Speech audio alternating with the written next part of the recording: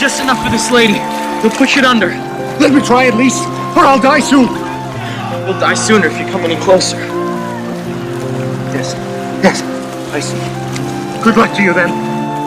Facing this apocalyptic disaster, everyone was desperately trying to save themselves. Rose's hair instantly froze into icicles. Jack encouraged Rose to stay strong no matter what. At this moment, cries for help echoed across the ocean. Like a living hell on earth, the people who had already been rescued watched from a distance in their lifeboats, even though the boats clearly had plenty of empty seats. When the wealthy woman suggested going back to rescue survivors, the sailor even viciously threatened the wealthy woman, saying he'd throw her into the North Atlantic. Outnumbered and overpowered, the wealthy woman had no choice but to give up. Harold was the only crew member who turned back to rescue survivors. He had the passengers huddled together to make room in one of the lifeboats. Time ticked away minute by minute. The ocean surface gradually fell silent. Most people had already died from the cold and terror. At this moment, Jack and Rose were shivering uncontrollably from the freezing water. Just as Rose was about to give up, Jack's trembling voice encouraged her, saying, Jack also said, winning that ticket was the best thing that ever happened to him. It brought us together, and that's enough for this lifetime. Jack made Rose promise him, no matter what happens, to survive and never give up. After that, their consciousness began to fade. Finally, the only lifeboat that returned arrived at the scene. But at this moment, the ocean was deathly silent, without any signs of life. One precious life after another had simply slipped away. Harold was filled with grief and rage. He ordered his crew to search quickly. Suddenly, they spotted a Chinese man on a wooden plank up ahead. The crew rushed to pull him onto the boat. Rose also noticed the searchlight from the lifeboat. She struggled to lift her body and call out to Jack, only to realize Jack had stopped breathing. No matter how many times Rose called out her lover's name, Jack never woke up again. Watching the lifeboat drift away, Rose collapsed onto the wooden plank. She decided to rest here forever with Jack. Suddenly, she remembered her promise to Jack to survive, and started calling out to the lifeboat. But her weak voice couldn't reach the crew at all. She said her final goodbye to Jack, silently watching him sink to the ocean floor. But the lifeboat was getting farther and farther away. She used every ounce of strength to swim to a dead sailor nearby, and blew that whistle of life. In the end, Rose was saved. She fulfilled Jack's wish. When the Titanic sank, 1,500 passengers fell into the water, but only 6 people survived. Rose was one of them. After the lifeboat reached shore, Rose avoided being found by Cal. Standing beneath the Statue of Liberty, she felt reborn. Her life no longer belonged only to herself. It also belonged to Jack.